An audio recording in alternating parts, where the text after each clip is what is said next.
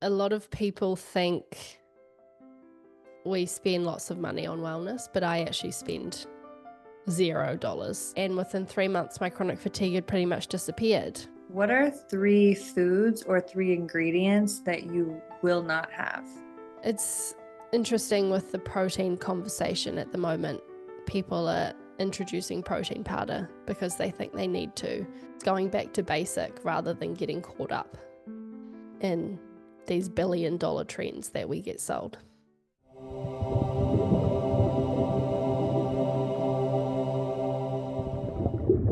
Before we begin today's episode, I just want to say thank you for being here. Your presence is truly appreciated, and every single subscriber we are so grateful for at the Heal Within podcast. If you are not yet subscribed, please subscribe. It makes us able to continue with the show and put out this valuable information so that people can have a holistic, natural healing journey. And that's why we're here. That's the purpose. Thank you so much. We're grateful for each and every one of you. Enjoy today's episode. I know that you had an experience with chronic fatigue. I would love to hear about what that healing process was like. And did that play a role in Two Raw Sisters coming about? Yeah. For sure. I was never into health and well-being. Like, I think I was always like an everyday person's level of interest when it comes to health and well-being. Like, it was important to me, but it's not like going to fuel my fire for my career in my life. And I got diagnosed with chronic fatigue syndrome when I was 16. I was bedridden for 2 years, so I'd walk 50 meters and just be absolutely wiped out for the rest of the day. And no one could really tell me why. With chronic fatigue, it's a really tough illness because there's no cure for it. There's a lot more research is coming out now, but for all the advice I got told was rest and get over it because you're going to have to deal with this your whole life. And Jessica, very similar to you in terms of you saying, you know, people were giving you antibiotics and all these things that didn't actually really sit right with you. And my sister, so my business partner and I, we actually went over to LA and did a cooking class really randomly. I had just finished school and she was an elite athlete for 8 years for New Zealand, and she had quite a severe eating disorder and training obsession. And anyway, at the time she was competing over in the States to qualify for the Olympics. And I was like, I'll come. And then while I was over there, I met this lady and she said, have you focused on gut health? And very much a buzzword now, but I kind of hadn't really heard about it. And anyway, I did that. And within 3 months, my chronic fatigue had pretty much disappeared. Were you After having it? issues? Yeah, after having it for 5 years and just like it just taking so much of my life away from me. And that was just so mind-blowing for me that I was like, how can this simple thing, food, how can food heal me after 3 months? And that's when I realized it wasn't expensive specialists and supplements. It was just simplifying wellness back to the simple core properties of eating whole, minimally processed ingredients. And that was kind of the same for Rosa as well. We both hit rock bottom at the same time, and we know what it feels like to hit rock bottom, and it doesn't feel good. And we know how to build a lifestyle back up that is sustainable, achievable, and enjoyable.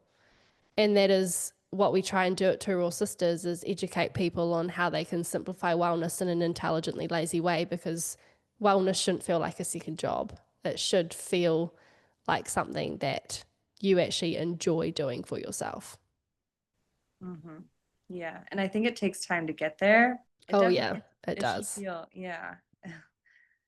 It does for sure. And that's the thing about the industry we're in, the wellness industry. You know, you're being sold a supplement every 5 seconds. You're being marketed a diet. You're being marketed a trending thing that's happening. Like, high protein is such a conversation at the moment. But these are all short-term fixes. They're not long-term sustainable lifestyles. So that is what we're trying to educate people on, it isn't about these quick fixes. It's not about comparing yourself because everybody's body is so different, and we hear this over and over again, but I feel like we don't actually listen to our bodies, and it tells us so much. And just if we stripped everything back and actually listened, it's amazing how much better we can feel. I want to hear more about how it started because you and your sister both experienced health issues around the same time. I'm guessing you both had different insights and you kind of learned from each other. And Yes. how did it start? Because how was Two Raw Sisters born from, what were you doing at the time? She was the athlete and I was in bed pretty much. you were in what? I was in bed Oh, in bed, sleeping. right. Oh, yeah, you were suffering chronic fatigue. Yeah. Yeah. Rosa and I never imagined starting a business together. And when we were going through our own health journeys, we were, we didn't get on very well because I was comparing myself to her. I've always been slightly a larger build than Rosa. I'm taller than Rosa. And I always thought I can't be bigger than my older sister. How can that happen? And I think, like, for me, our triggers towards each other started with body image. And then when Rosa was doing all this exercise and I couldn't do exercise with my chronic fatigue, that's kind of when I really had to remove myself. And I suppose it was a lot for us to go to the States together, but I think also it was the best thing that could have ever happened because we both saw each other at our absolute worst. And I think we both hit that rock bottom point at the same time and realized what we were doing to our bodies together. And for us, now we look back, we think, how the hell did we do that to ourselves? And we always say it's not worth sacrificing 95% of your life to weigh 5% less. And I just love that saying for the everyday person or anyone because it's so true. And we put our body image before our personalities, and we weren't the sisters or the people we wanted to be. Whereas now, like as we got better, I think that's what really sparked the idea to create Two Raw Sisters was to, like, we'd had such an epiphany moment of why is everyone chasing these unrealistic goals? And as I said at the start, wellness feels like a second job to everyone, and no one knows where to start, so no one is doing anything. And everyone is stressed, everyone is eating more highly processed foods, and everyone is feeling at such an average level, and they don't know how great they can feel if we simply focused on the simple things. So we started Two Raw Sisters doing cooking workshops, just educating people on ingredient swaps and how people can use what they have at home, how they can take otherwise what you might consider as a boring ingredient like cabbage or rice or pumpkin seeds and show you how you can cook it in a delicious way. And we say we're plant forward because a lot of people know how to cook a piece of meat. We're not vegan or vegetarian ourselves. We don't follow any diet, but we really wanted to educate people on how they could put plants first in an interesting way and add meat on the side. And I think that philosophy of ours was very niche when we started. And I think in New Zealand, for sure, we've changed that food movement because New Zealand is very much a meat and three veg culture. So I suppose, yeah, sorry, this is a long-winded explanation, but yeah, from our health journeys and realizing how we can simplify food, we've kind of taken that and turned it into a community and a movement to just show people how we can use our cost-effective everyday ingredients and turn them into something delicious that is achievable. Oh, that's amazing. And I was wondering what your diet is because it says raw sisters. And there was Mm-hmm. a chapter in my life where I did a raw vegan diet. And so in Yeah. fact, I thought, I wonder if they're raw vegans. But were you at one point eating only raw food, or where does the name come from? Um, yeah, because we started the business so young, I was 18 and Rosa was 20. So the course we did in LA was a raw cooking school. And then when we came back here, like it's so funny when I look back at our business journey. And as I told you, we're moving out of our test kitchen, which we've been in for 6 years, which has been most of our business. And just like finding all these old things, it's like going through your childhood bedroom. You're like, oh my God, we've done so many things to get to where we are today. But we started off selling raw cheesecakes to cafes, and then we were doing more of the workshop side of things. And then I think we realized actually we don't like cooking raw, like not cooking anything. No one wants to start Thursday's dinner on Monday. So let's like make it about what like we like to cook and how we cook. And so that was when we'd started to get a name for ourselves, release it. We'd released 2 books at this point, and so we kind of turned the meaning of raw into using whole minimally processed ingredients. But yeah, I don't follow any diet. I just eat anything and everything in moderation. Okay, great. So your recipes include everything. They include meat as well. Yes, some of our recipes include meat. We have protein suggestions, so meat suggestions for most of our recipes, but most of them, say like 90% of them are just starting with your plants first, and then we give you a meat suggestion if you want to add meat on the side. And that's what I love about our recipes.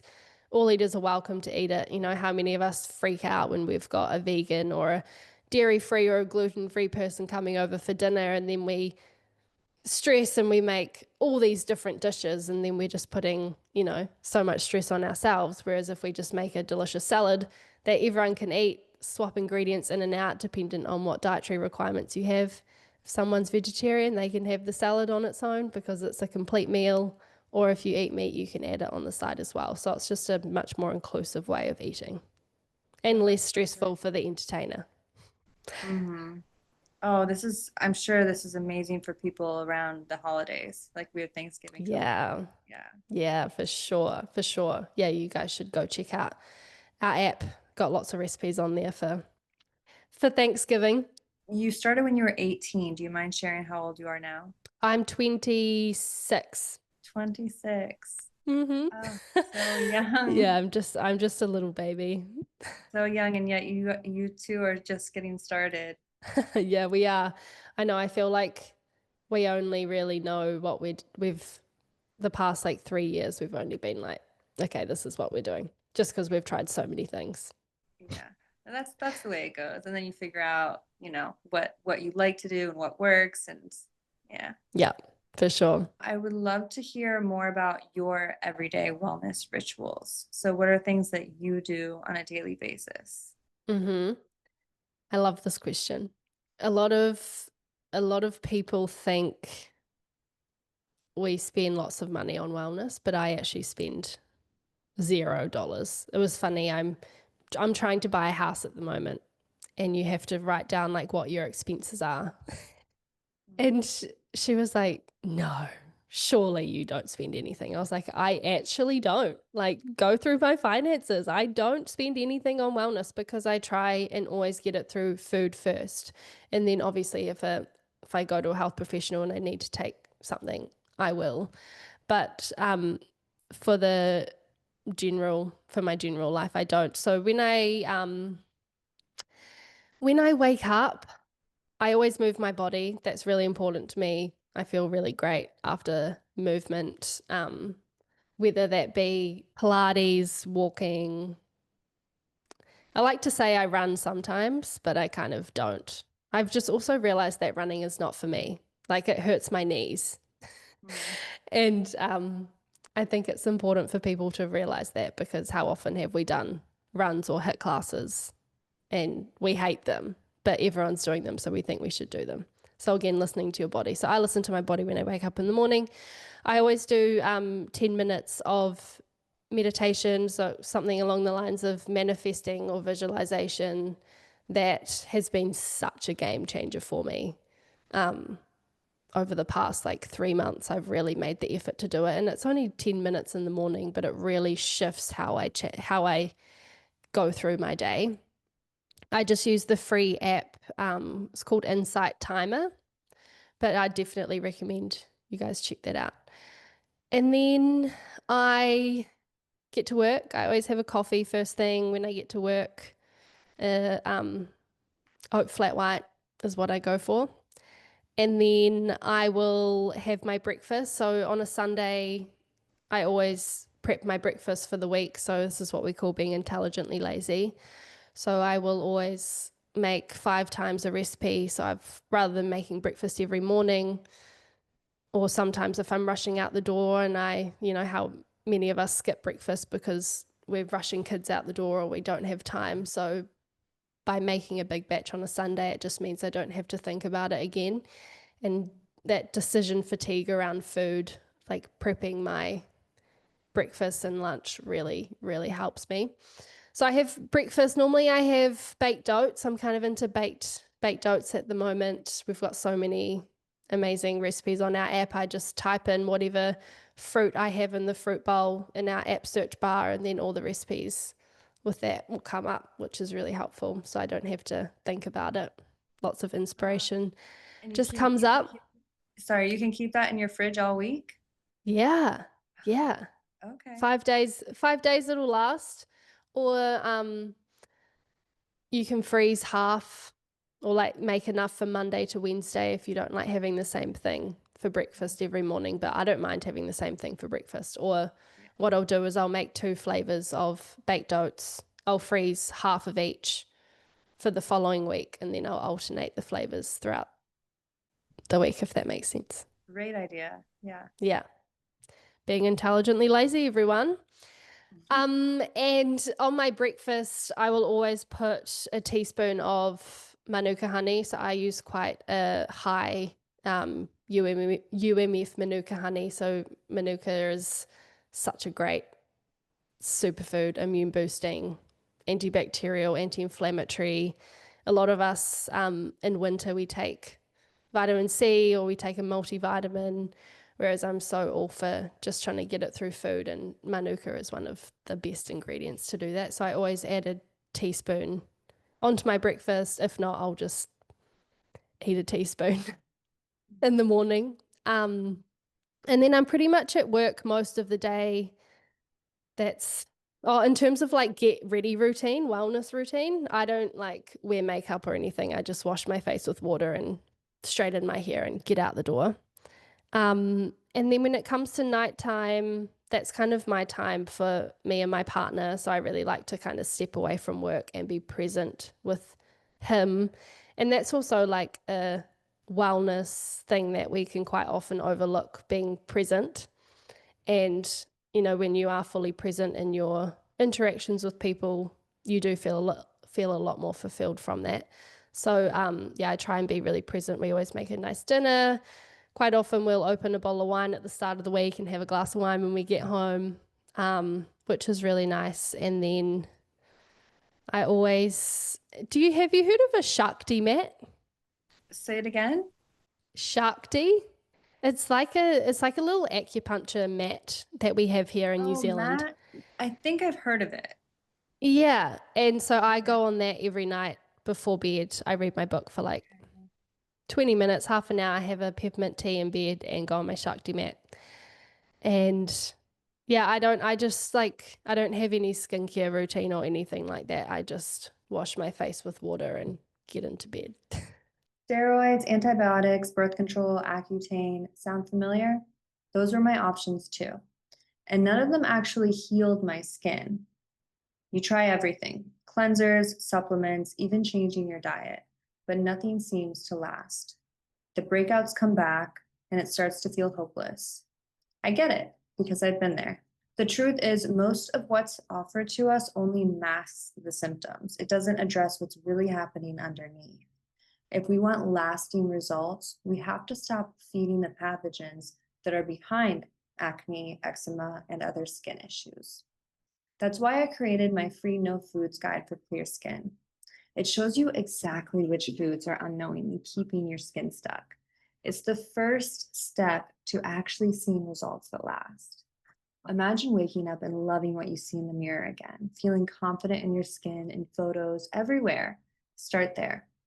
Download the No Foods Guide for clear skin below and check your inbox right after, and your spam or promotions folders just in case, so you don't miss it. Let's get your glow back from the inside out. Wash my face with water and get into bed. Wow. And just avoid processed foods. Yes. Yeah, well, yeah. I mean, I love ice cream. It's funny, we get this question all the time, what is your guilty pleasure? Mm. And at Two Raw Sisters, we don't label food as good or bad. So, like for me, as I said, ice cream is my favorite food, or I love pastries, I love all that stuff. And so many of us would instantly look at that and think that's bad and then feel guilty for eating it. Whereas it's still nourishing you psychologically. So don't feel guilty about it, enjoy it. And then eat mostly foods that nourish you physically. But yeah, I think when it comes to having a healthy relationship with food, that is like, you've nailed it when you don't see food as good or bad. Yeah. Yeah. You kind of eat intuitively. Yeah. Yeah. And I think it's that thing of when you tell yourself you can't have something, that's when you crave it more. Whereas when you don't have that restriction in place for yourself and you can have it whenever you want, you don't actually eat it that much. Oh, I'm the same way with ice cream. I like to just keep it in the freezer. That way, if I want Mm, to have it, I can have it whenever I want. And then, yeah, I'll end up having it maybe once a week. yeah, totally. And that's great. I have ice cream maybe 3 times a week. I love it. Two things that I noticed from your daily wellness routine: you don't discriminate against caffeine or alcohol. So No. all inclusive. Yeah. I mean like life is meant to be enjoyed, right? And it's that same thing. It's like I don't have anything in excess. I have everything in moderation. And yeah, like we were talking about with the restriction, I feel like people restrict themselves from having it and then they get super drunk one weekend. And like, yes, that's going to be bad for your body compared to having a glass of wine, you know, most nights. I mean, some health professionals might tell you differently, but I feel fine. And it's not every night of the week or it's not every week, but I think yeah, I love it. Like that's our favorite time of the evening is sitting down outside having a glass of wine. And if I removed that, then our nights wouldn't be as nice. So yeah, no, I don't discriminate. I just focus on like good quality. Like we drink a lot of natural wine, so it's kind of doesn't have the preservatives or additives or sulfites added to it. And then yeah, coffee is great. I love coffee. I always have 2 coffees a day. So good. And like it makes me happy.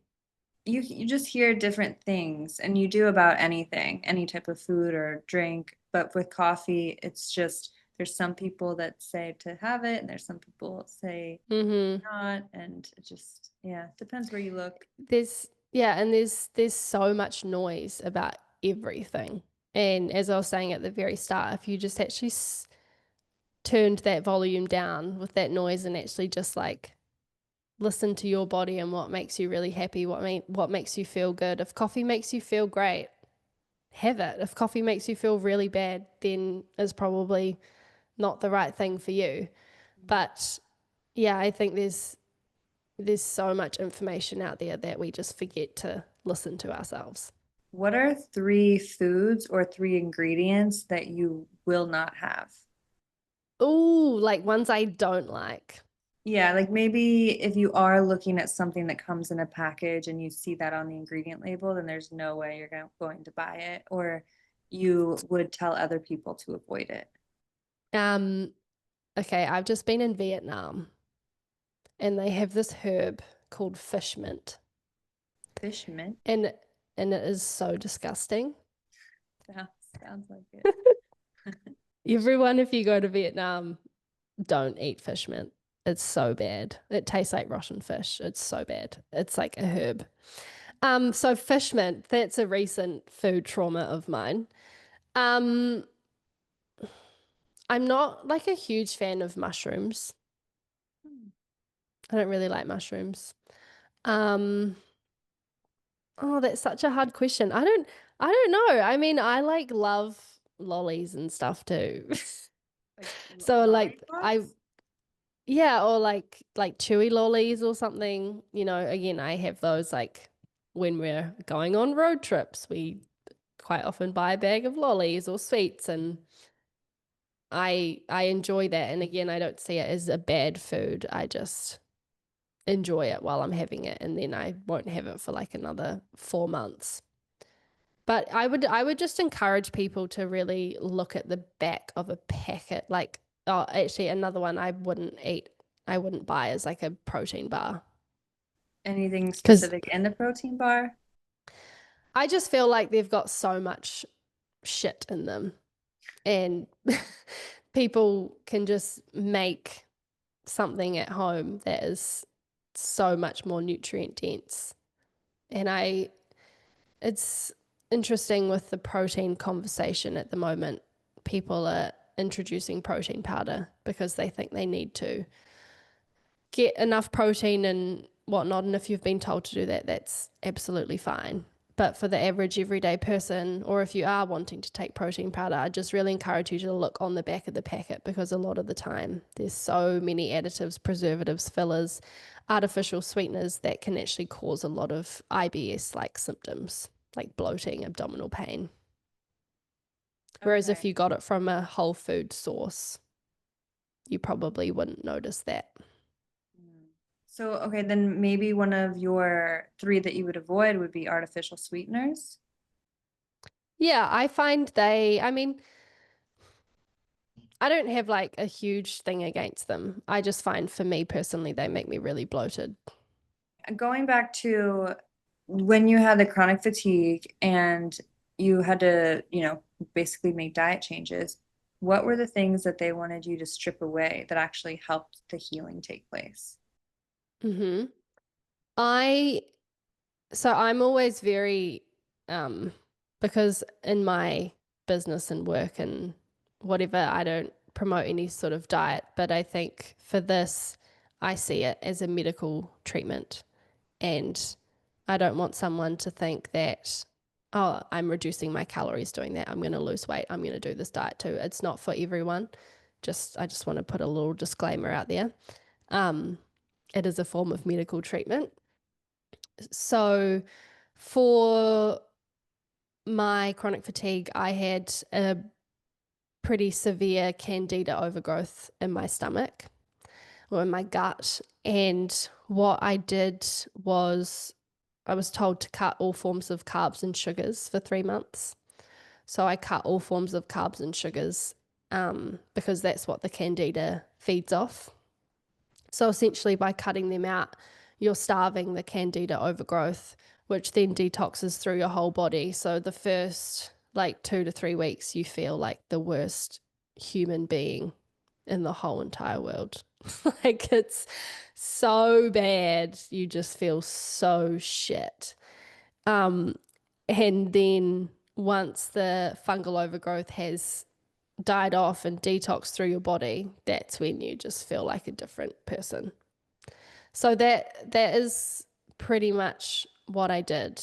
And yeah, that's why I say see this as a medical treatment. It's not a diet program to cut out all forms of carbs and sugars. But I was eating pretty much just like vegetables and low sugar fruits, like a few berries. And when I was doing this, I wasn't doing anything. So I wasn't working, I wasn't exercising, I wasn't doing any of that. It was purely focused on just Healing. resetting my gut because I wasn't consuming enough food to be living my day-to-day life. Did Rosa have the same protocol? No, for her, she had a parasite in her gut. So to some extent, she did do the gut reset, but because she was still competing, she couldn't, or she didn't do what I did was called the body ecology diet. But she didn't do that. For her, it was more a mental thing of getting over the eating disorder and training obsession.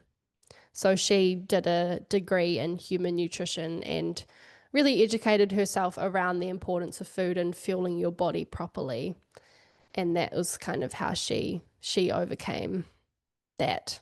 And talking to people, sharing her story was really, really helpful for her, because so many women, whether you're an elite athlete or not, go through some sort of training. Like, it's very easy to get obsessed with training and reduce your food. Like, it's a very common thing. So that's something she talks a lot about on our platform as well.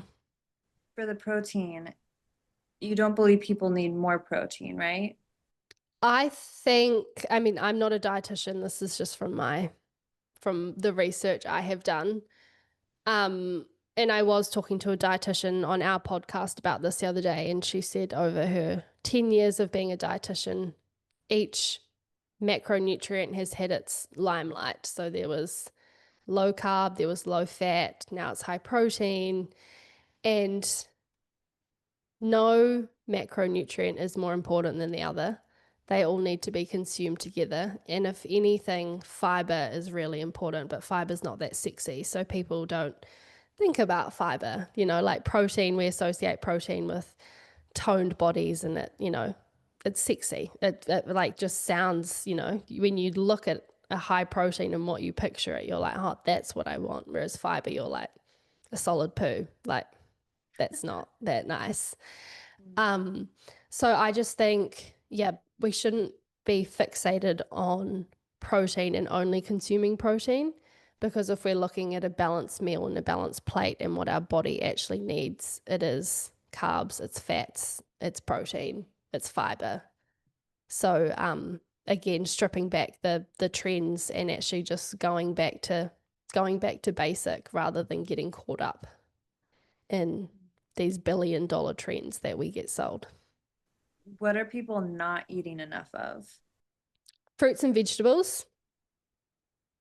So to give you a really quick analogy on why fruits and vegetables are really important, is because, so with our gut health, there's a direct link between the gut and the brain, and that can directly affect our mental health. So if someone has an eating disorder, they're not eating enough, they could have mental health issues because you've got an imbalance of gut bacteria. And same if someone is eating a diet high in processed foods, they have an imbalance of good gut bacteria.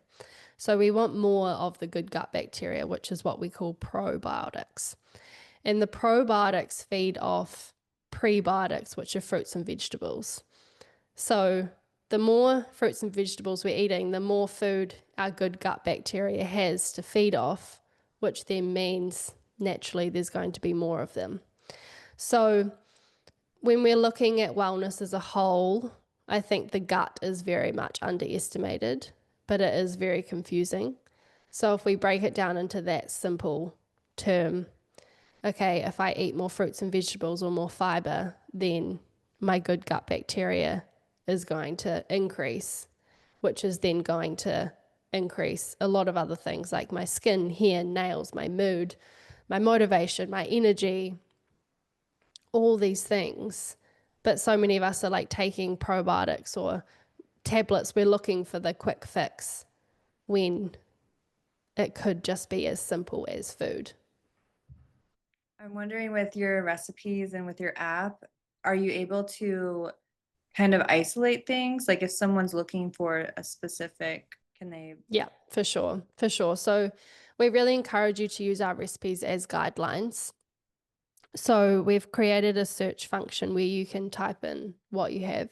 So say I might have a broccoli in the fridge. So I'll type in broccoli. I've got 20 minutes. So I'll tap the 20-minute tag, and I want a dinner. So I'll tap dinner. And then all the dinner recipes that are under 20 minutes and have broccoli in them show up.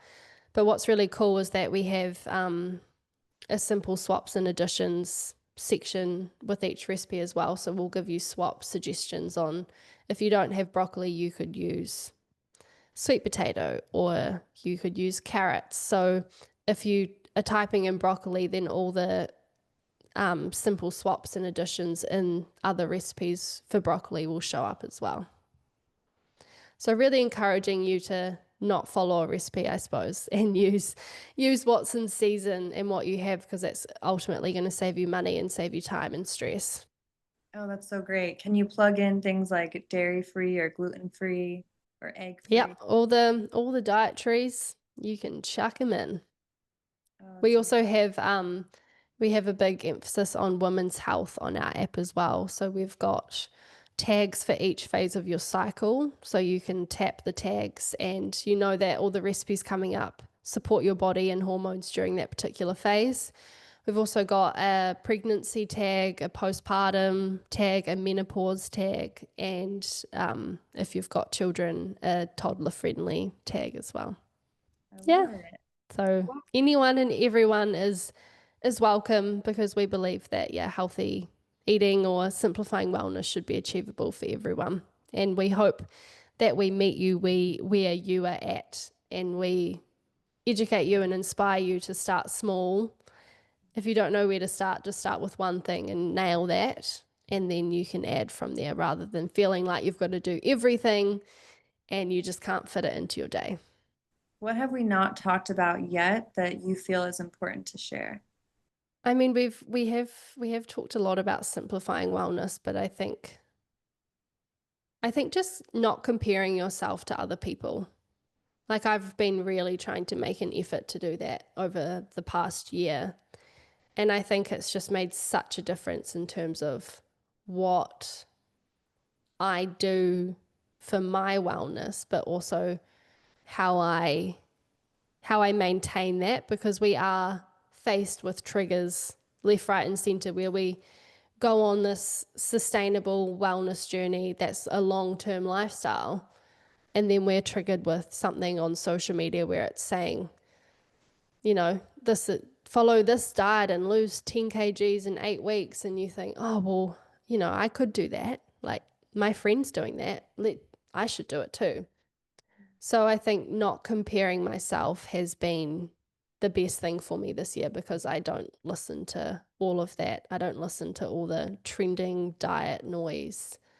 What should and shouldn't I be eating? I'm just listening to my body, which, as you say, it does take a long time to get to that point. But I think that is the thing with a long-term lifestyle, that's actually fixing the root of the problem, not putting a band-aid on it. Is It does take time, but in the long run, your mental well-being and everything else that comes with that is so much better.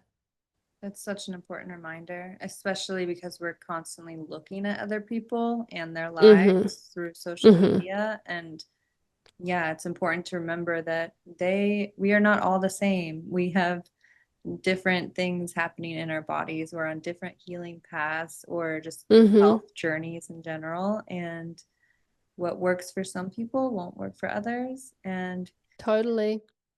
And I think if you are a female as well, educating yourself on the female cycle, because that's also another thing that really helped me, because I have endometriosis, and um like being a menstruating woman, we go through so much every month, and our hormones ebb and flow so drastically that affects our mood and the foods that we feel like and how we're feeling overall. And I think when you understand what's going on, it gives you so much more compassion for your body. So, like when I'm menstruating, when I'm on my menstrual part of my cycle, I feel fat. I feel unmotivated. I'm so hungry all the time. All I want to eat is sweet food. And rather than being frustrated by that, I understand why I'm feeling like that. So you can actually give your body what it needs rather than fighting against it. yes. Oh, that's amazing. You're in your mid 20s. I'm just now figuring this out. I'm in my mid 30s and I'm like, wow, this is life changing. I should have looked into my hormones Mm. decades ago. Yeah, it is. It's so fascinating. It's Mhm. so fascinating. Yeah. And it is, And sorry, you go. no, go ahead. No, I just also wanted to say, like, everything I've said today is I'm not like a qualified nutritionist or dietitian, but just from my area of work, I come across a lot of situations, and I obviously have to educate myself a lot on these things. So, yeah, I just wanted to say I'm not a health professional. I'm just speaking from my personal opinion and experience today. And you know what? I think sometimes those are the best people to listen to because they are not swayed by anybody or any type of industry. They're not a paycheck is not Mm, between their lips. You know, they're speaking from their own life, their own experience, and it's not being persuaded for any reason. mm, yeah, yeah, agreed. I do have two closing questions for you. The first one is, what is your number one health tip? So whether that is diet and nutrition or mindset, physical, emotional, spiritual, the one piece of advice you would like everyone to know. I have said it already in this podcast, but I just love the quote. It's not worth sacrificing 95% of your life to weigh 5% less. I just I just could not relate to that anymore. And I think let that be a gentle reminder that rather than always putting what we look like first, let's put what we the personality we want to put across first, because how many of us have tried to reach that goal of the 5% less weight and actually hated the process, or we weren't the person that we wanted to be. So looking at, yeah, your personality, who you are deep down as a person, and how you want to show up in the world first rather than your body image. It's like you want to chase the feeling, not the actual appearance or the number. It's how you feel in Mm-hmm. your body. Yeah. Yeah. And if that means sleeping in for an hour rather than working out for an hour, and then you're not going to be tired and shitty all day, then that's a win. My final question for you is a more personal one. You choose a number 1 through 100, and that will tell us which question it is. Oh, okay. Let's go 49. Any reason behind the number 49? It was just the first number that popped into my head. 49. How do you approach making a difference in small ways? Encouraging people.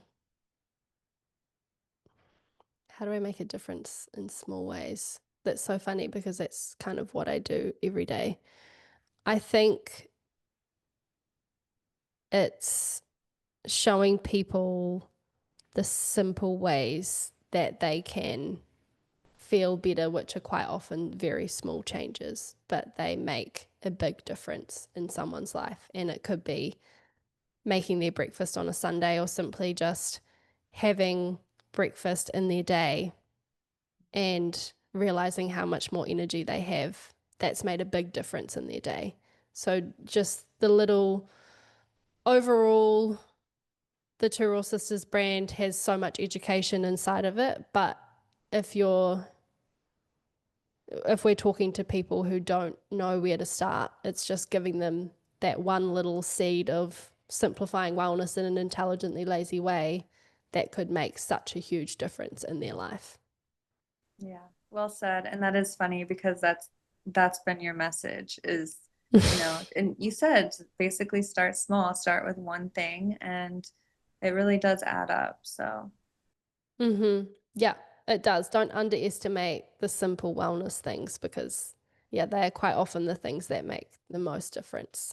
thank you so much, Margo. Where can the listeners go who want to check out your app or maybe your social media, your website? Where would you like to send them? If you want to get on our app, we have a free 7-day trial for you guys. So you can find the Two Raw Sisters app just by searching us on App Store or the Play Store. And so we've got 650 recipes on there. Four get added every week. And yeah, we've got that really awesome search function and personalization in there too. So definitely go and check that out. And then if you want to learn more about Turo Sisters, our website is turosisters.com. And then on our social media, we are always giving out so many great tips and tricks showing you how to have fun in the kitchen. That is just at Turo Sisters on all platforms, Facebook, Instagram, TikTok. But thank you so much for having me. Absolutely. Thank you for coming on. This has been great. And I'll link everything below. Definitely check it out. Love your social media, and the dynamic between you and your sister is just so great to get to watch. So thank you for everything you do. Oh, no, thank you. Thanks for having your podcast and having these conversations. It's so important. And I wanted to tell you the Manuka honey. I don't know if you sent it, your team sent it, but it's so good. I didn't want to interrupt you when you were talking about it, but I had it It's this so morning. good, right? I So think that good. is, yeah, that is also just like a simple wellness thing. Like, how many of us have a jar of honey or Manuka honey in the pantry? And yeah, that is, it's just such a prime example of rather than buying a supplement, you've got it right there. Add it into your snacks and incorporate it in a really enjoyable way in your life. Or I was interviewing a acne nutritionist, and she was telling me when her patients have really bad acne, she tells them to just rub Manuka honey on it. So, not only are you putting it in your food for your immunity, but it's because of all the antibacterial properties in it. It's so great for skin, or if you have eczema, I put it on my eczema Mhm. cuts as well. So, yeah, it really is. It's like, I feel like a really cost effective, all rounded superfood Yeah. that you can use in so many ways. So, you guys have a discount code for that as well, which we can put in the show notes too. So, Oh, go and get amazing. some Manuka honey.